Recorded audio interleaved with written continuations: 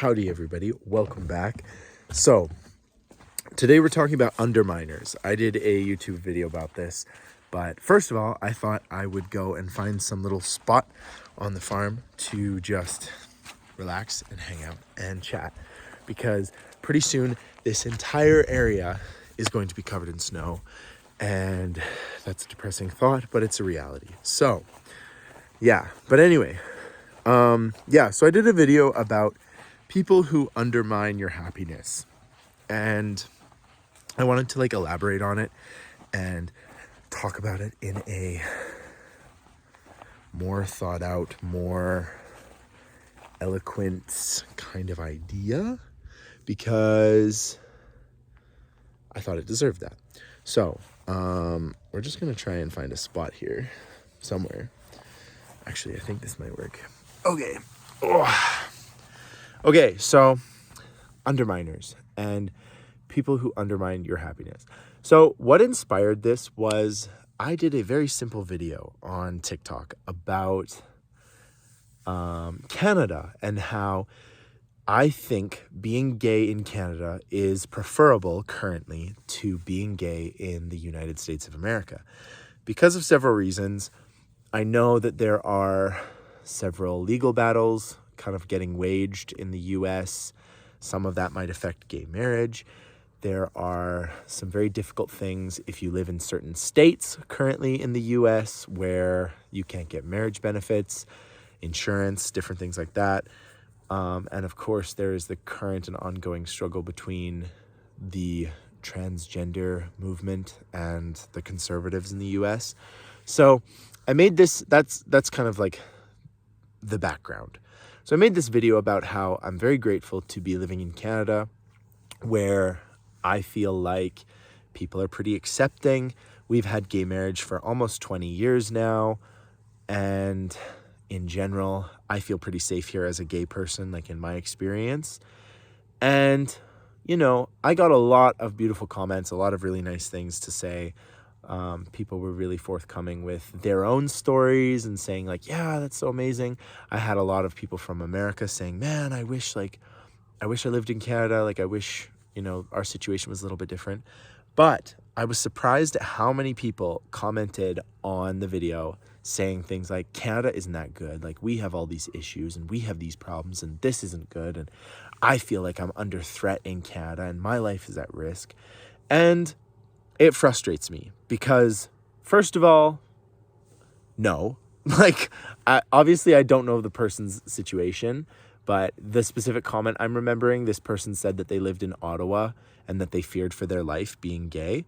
And I don't know what their home life or situation is, but I can tell you just by basic experience, knowing what a Canadian city like that is, that no, the idea of being hate crimed or, being fearful of your life in a suburban area of Ottawa is not a thing. And it's hyperbole. So I don't mean to diminish that person's human experience, but it really does sound like people whining for the sake of whining. And it frustrated me how many people commented on the video basically being like, you're totally out of context, you're way overprivileged, blah, blah, blah, blah. And they were discounting my experience, and it frustrated me because a lot of them seemed to just want to be able to complain about stuff. And they made comments about the Conservative Party in Canada, and I'm no huge fan of the Conservatives in Canada. I'm no huge fan of the Liberals either. I'm pretty apolitical when it comes to that kind of stuff. But these comments were talking about how our Conservative Party is trying to take away gay marriage, trying to do all these things. And that's not true. If you read the party's platform, which I have, there is no questioning of gay marriage. Pierre Poilievre hasn't said anything in terms of that. Has he been a big gay supporter? No. But the idea that Canadians would stand for revoking gay marriage or for trying to backpedal on certain rights is ridiculous. And again, it's hyperbole. It's these very liberal individuals trying to stir up fear in order to get people to vote and things like that, which is a really common tactic on both sides. So that's the whole context. And it made me think about these people, and these people are underminers. No matter the positive, no matter how happy and good you say something, there will be people in your life who take it to a negative and say, that's not true. It's much worse than that. And it can be as little as you go up to this person and you say like, oh, like, hey, I'm having such a good day. Like, yeah, I got this like coconut smoothie, and the person will be like, coconut is like, the domestic and worldwide sale of coconut leads to deforestation and destruction of coastal habitats. Like, that's so irresponsible of you to like order a coconut milkshake. That person doesn't actually care. That person doesn't care about coastal environments and the overuse of palm oil or coconut. They're saying it to try and bring you down and to be negative. And these people, unfortunately, just exist. And they work to undermine and erode your happiness just for the sake of feeling superior or feeling morally superior, essentially. And I have very little time for these people. I have cut all of these people out of my life because they are so incredibly horrible to have in your life. And I'm a pretty positive guy. Like, I'm a pretty optimistic, happy-go-lucky kind of guy. But as you can tell from how I explained this at the beginning, these people, I have no time for them. I absolutely get repulsed by them because of how incredibly toxic they are. And the examples of them are so easily found, and they tend to focus on very shallow things. They don't actually care. That's one thing that you have to like, you'll realize when you get to like hanging out with these people enough and you identify them. These people don't care about the environment or about racism or about equality. They don't care about justice. They don't care about kindness and equity. They're using them as a cudgel. They're using them as a weapon to make themselves feel better, to make themselves have a stronger position in the world or on social media. And these people have been talked about a lot recently because you tend to get a large group of the super conservative people and the social justice warriors. You get a large group of both of these people doing this. So the conservatives tend to say stuff like, how dare you, Jesus would have never done this. And so they're taking something that can be positive, Christianity can be positive, and they're using it as a weapon to make themselves feel morally superior when they don't actually care. Like if these Christians actually cared about living how Jesus taught, they wouldn't have a problem with gay rights. They wouldn't have a problem with, treating people with respect and love. But instead, they use religion as a weapon against others to make people feel bad. And if they really embodied Jesus and positivity, they would love their neighbor no matter what. They would, not just see sinners everywhere. They would love the people regardless. And it's the same on the social justice-y warrior side, where if these people really cared about equality and, treating people with respect, they wouldn't drag people through the mud. They wouldn't try to cancel people. They wouldn't have this toxic culture of hatred.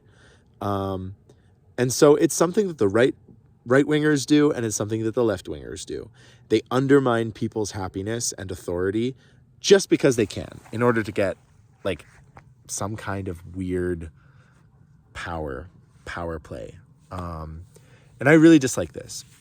So what can we do about it? Because I don't want to just complain for 5 minutes and then say, oh, it's awful. What I do is I identify these people who undermine my happiness really quickly. They tend to just be shallow people, so they're pretty quick to move along. Sorry, I had like so much water before I came on here. They tend to be pretty shallow, so they move on pretty quick. They don't tend to stick around much. Once you figure out who they are, they kind of know that their number is up and they got to move on. As I said in the TikTok, a really good way of identifying these people is after you hang out with anybody in your life, on your drive home, when you're lying in bed thinking about your interaction with this person, think about how they made you feel. Think about when you brought up a topic, think about what they responded to the topic. So if you talked about like, oh yeah, like Taylor Swift is so good. Like, man, I just love her music. Like, it's so great. And this person said something like, she's like kind of a fascist. Like, she just like, her music just isn't that good. Like, I don't get what the hype is. Like, she's just like so overplayed and she's just some dumb white blonde.